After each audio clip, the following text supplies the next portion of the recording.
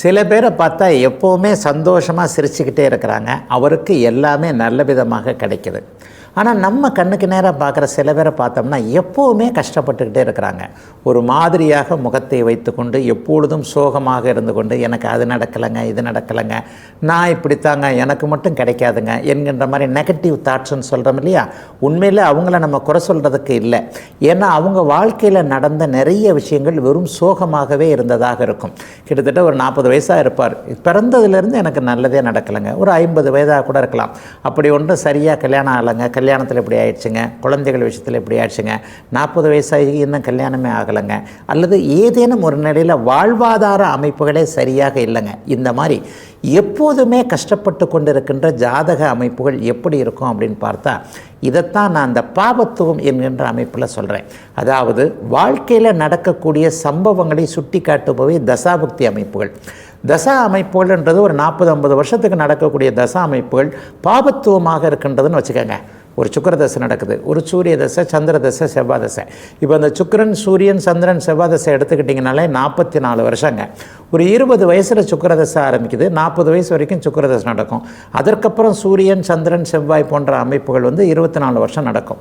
அப்போ 20 வயதில் ஆரம்பிக்கக்கூடிய இந்த சுக்கிர தசை சனியின் பார்வை, சனியின் இணைவு, ராகுவோடு இணைந்திருக்கின்ற ஒரு அமைப்பு, அல்லது நீச்சனாகி அமாவாசை சந்திரனாகி இருக்கக்கூடிய சந்திரனோடு இணையக்கூடிய ஒரு அமைப்புகளில் பார்த்தீங்கன்னா இந்த சுக்கிரதசை ரொம்ப பலனையே தராது.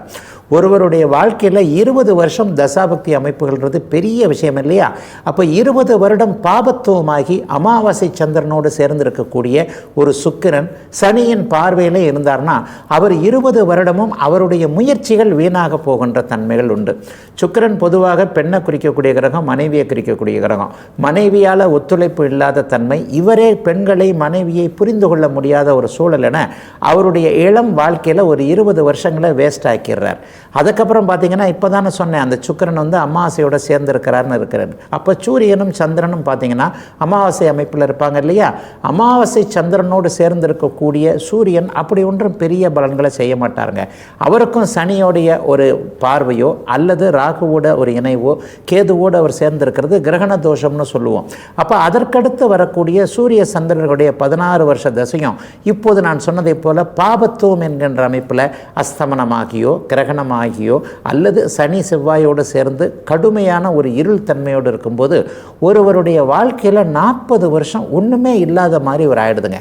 20 வயது ஒரு பருவத்து அமைப்புகளில் வெளியில் சமூகத்தில் வாழ்க்கையை ஆரம்பிக்கின்ற ஒருவருக்கு கிட்டத்தட்ட 40 வருடங்கள் இருளடைந்த தன்மையை கூடிய தசாபுக்திகள் நடந்தால் அவர் வாழ்க்கையில் எந்த நல்லதும் கண்டிப்பாக நடக்காது. இந்த தசாபுக்திகள் தரக்கூடிய கடுமையான தன்மைகளை தாங்கக்கூடிய அளவிற்கு லக்னாதிபதி இருக்கிறாரா இல்லையா அப்படிங்கிறதாங்க பார்க்கணும். உண்மையிலே லக்னாதிபதி பலவீனமான ஒருவர் தான் காவி வேஷ்டியை கட்டிக்கிட்டு அப்படியே திருவண்ணாமலை அங்கெங்கேன்னு போயிடுறார். நிறைய பேரை பார்த்துருக்கிறோமே, வாழ்க்கையில் தோற்றுப்போன ஒரு காரணத்திற்காகவே சன்னியாசியாக போனவங்க, சாமியாராக போனவங்களெல்லாம் பார்க்குறீங்க இல்லையா. இவர்கள் அனைவருக்குமே பார்த்தீர்களே, ஆனால் லக்னாதிபதி வலுவின்றி இருக்கும். லக்னாதிபதி ஓரளவிற்கு வலுவாக இருக்கிறவர் குடும்பத்திலேயே இருந்து கொண்டு இந்த அமைப்புகளை போராடி கொண்டு இருப்பார்.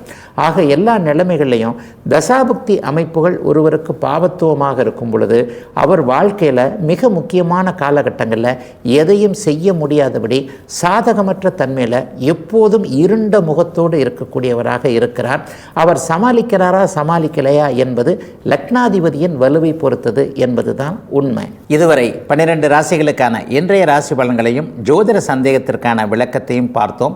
மீண்டும் நாளை காலை இதே நல்ல காலம் பிறக்குது நிகழ்ச்சியில் உங்களை சந்திக்கும் வரை உங்களிடமிருந்து விடைபெற்றுக் கொள்வது உங்கள் ஜோதிடர் ஆதித்ய குருஜி.